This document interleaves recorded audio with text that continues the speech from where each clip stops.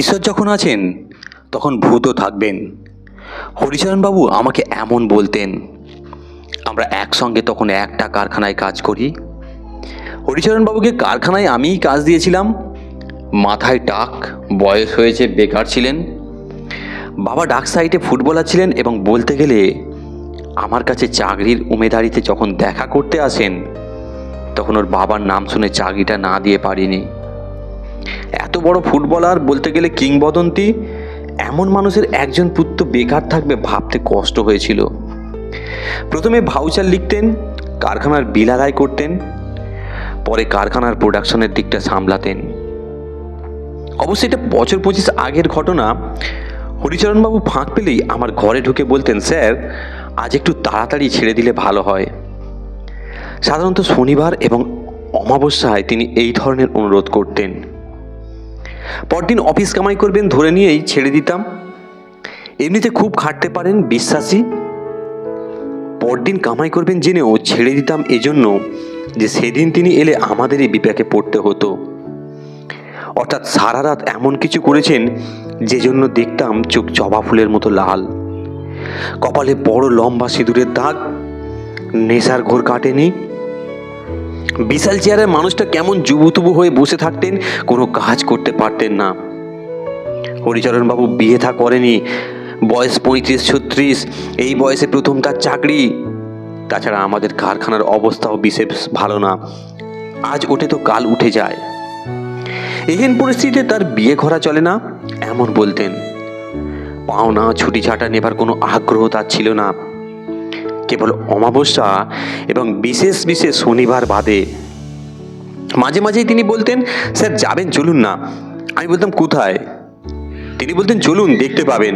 আপনি তো ভূত বিশ্বাস করেন না, আমার বিশ্বাস একটা রাত আমার সঙ্গে কাটালে বিশ্বাস হবেই। আমি বলতাম, বিশ্বাস করি না কখন বললাম? বলেছি আমি নিজে ভূত দেখিনি। ভূতের বিষয়টা আসলে সংস্কার। যেমন ঈশ্বর আছেন, এটা একটা সংস্কার। মন্দির দেখলে মাথা যে ঠুকি, তা সংস্কার থেকেই। হরিচরণবাবু বলতেন, না তেনারা আছেন। এবং এটা হতো যখন হরিচরণবাবু আমার ঘরে ঢুকতেন। এ কথায় সে কথায় ভূতের সঙ্গে প্রসঙ্গ টেনে আনতেন। বলতেন, দেখুন আমার ঠাকুমার একটা পোষা ভূত ছিল। পোষা ভূত শুনে চমকে গিয়েছিলাম।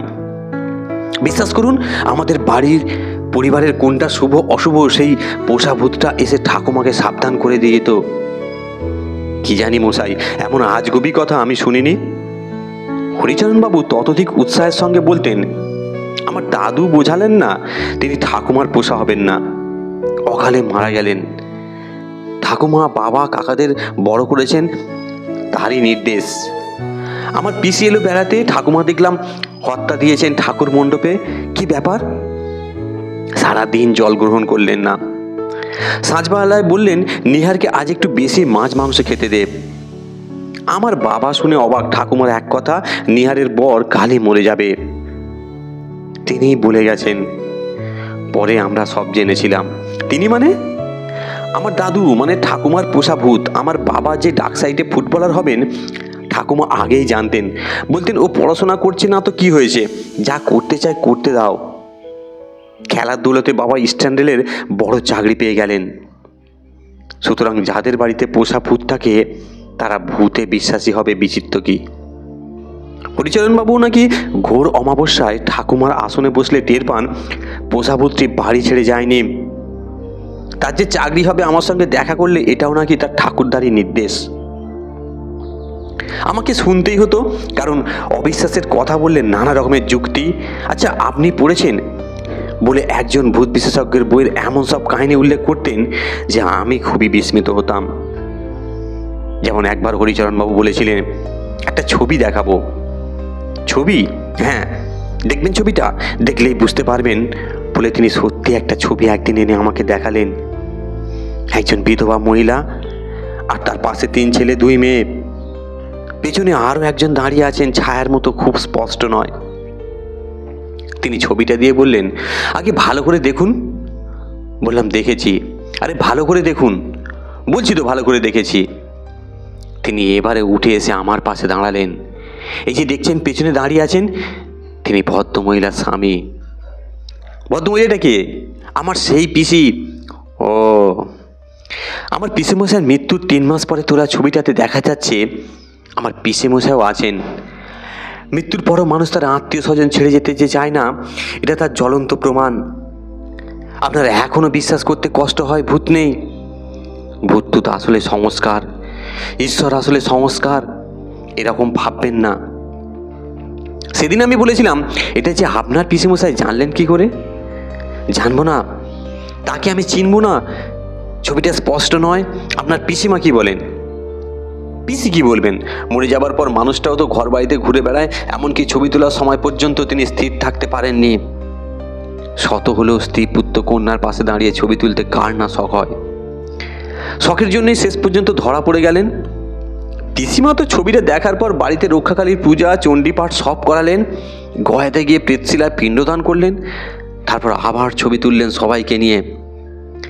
দেখা গেল না, আর পেছনে কেউ দাঁড়িয়ে নেই, কেউ দাঁড়িয়ে থাকতো না। সে যাই হোক, হরিচরণবাবুর সঙ্গে এক কারখানায় আমার আর বেশি দিন কাজ করা হলো না। শ্রমিকদের দাবি দাওয়া বাড়তে থাকলো, অথচ প্রোডাকশন বাড়লো না। বেশি প্রোডাকশনের দাবিতে চুক্তি হয়, পরের বছর চুক্তি ফেল করে। ওভার টাইম নেবে, অথচ কাজের সময় কাজ করবে না। হরিচরণবাবু বলতেন, এও এক রকমের ভূত স্যার, মাথায় ভূত না চাপলে কাজ করব না, পয়সা নেব ঠিক কখনো হয়? সবই হলো সেই ভূত রহস্য। হরিচরণবাবু সবেতেই অদৃশ্য এক ভূতের হাত দেখতে পেতেন, আমার হাসি পেত। একদিন নাচরবান্ধা হয়ে আমাকে তার বাড়ি নিয়ে গেলেন। পৈতৃক সম্পত্তির একখানা ঘর ভাগে জুটেছে, শোভাবাজারের এক এঁতো গলির মতো দোতলা বাড়ি। বাড়ির শেষ কোণের ঘরটায় তিনি থাকতেন। কাকা জ্যাঠাদের সঙ্গে খুব ভালো একটা সম্পর্ক ছিল না। আলো না জ্বাললে ঘরের কিছু দেখা যায় না, একটা ঘুলঘুলি দিয়ে সামান্য আলো আসে। প্রায় পা টিপে টিপে তার ঘরের দিকে এগোলাম। দিনের বেলা তো কেমন গা ছমছম করে। বাড়ির লোকজন এদিকটায় বড় আসে না, এটাও টের পেলাম। ঘরের দেওয়ালে সেই পিসির গ্রুপ ছবি, তাতে সিঁদুর দেয়া, নিচে তক্তপোষ, মাদুর, ময়লা তোষক বালি, একটা হরিণের ছাল। এটাতেই বসে হরিচরণবাবু ঠাকুমা তার দাদুর সঙ্গে কথা বলতেন। তক্তপোষের নিচে অজস্র শিশি, বোতল, পেতলের ঘটি, আলতা শিশি। আলতা শিশি দেখে বলেছিলেন, ওদিকে কি হয়? হরিচরণবাবু কেমন কিছুটা ধরা পড়ে গেছেন। এভাবে বলেছিলেন, আমার ঠাকুমা বিধবা হলেও সধবার বেশে থাকতেন, মাছ মাংস খেতেন, সিঁদুর পরতেন, আলতা পায়ে দিতেন। আমার দাদুই নাকি বলেছেন, আমি তো আছি, ধান পড়া দেখলে কষ্ট হয়, তুমি ওইভাবেই থাকবে না। হরিচরণবাবু আরও বলেছিলেন, শুধু এই আসনটার জন্য তিনি পৈতৃক সম্পত্তি সব ছেড়ে দিতে রাজি ছিলেন, কিছু নেন উনি। তো তার ছোট কাকা বাড়ির ছেলে ফুটপাতে গিয়ে উঠবে ভেবে শেষের দিকের একতলায় এই পরিত্যক্ত ঘরটা ছেড়ে দিয়েছিলেন। আমি কিন্তু আলতা শিশিটাই দেখেছিলাম। হরিচরণবাবু কি ভাবলেন কে জানে, বললেন, আমি আসনটায় বসলে কিছু টের পাই। বিশ্বাস করুন, আমাদের ছাদের কার্নিসে শকুন অনেক উড়ে এসে বসবে আগেই টের পেয়েছিলাম। গৃহস্থের বাড়িতে শকুন বসা খুব অশুভ ব্যাপার। সকালের দিকে সেদিন ছাদে উঠে গেছিলাম, ঠিক দেখছি উড়ে আসছে। ভাইপো ভাইজিদের নিয়ে সারাদিন ছাদে শকুন দুটোকে তাড়া করলুম। ওরা বসবেই, যেন এক খণ্ডযুদ্ধ বেঁধে গিয়েছিল আর কি। বললাম, বসলে কি হতো? কারো অপমৃত্যু হতো। সেটা কি? কিছুক্ষণ চুপ করে থেকে বলেছিলেন, সম্ভবত আমি নিজেই। কথাটাতে কেমন ঘাস শিরশির করে উঠেছিল। হরিচরণবাবু বলেই চলেছেন, ঘোর অমাবস্যায় আসনটায় বসলে ঠাকুমা, ঠাকুরদা, যে কোনো আত্মার সঙ্গে আমি কথা বলতে পারি। আপনি বিশ্বাস করবেন না, এক একজন আছে এক এক ধাপে থাকে।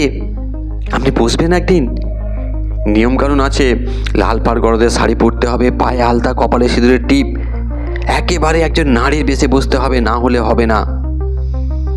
আলতা রহস্য টের পেয়ে মুচকি হাসলে তিনি খুব গম্ভীর হয়ে গিয়েছিলেন। বলেছিলেন, এদের নিয়ে তামাশা ঠিক নয় স্যার। এমন একজন এ বাড়িতে থাকে, ভাইপো ভাইজির কাছে আসে না, উন্মাদ নয় তো? কি জানি, এতটা বিশেষণের আমার কোনো প্রয়োজন ছিল না। পৃথিবীতে কত বিচিত্র লোক আছে, যে যার বিশ্বাস নিয়ে বড় হয়, বাঁচে, তারপর একদিন মরে যায়। হরিচরণবাবুর বিশ্বাসে আঘাত দিতে আমার ইচ্ছে হয়নি। বছর 10 হলো ওর সঙ্গে ছাড়াছাড়ি হয়ে গেছে আমার। কারখানা সত্যি উঠে গেল, তিনি বেকার হলেন, আমিও। তবে সঙ্গে সঙ্গে একটা কাগজে চাকরি পেয়ে আমি থিতু হয়ে বসতে পেরেছিলাম।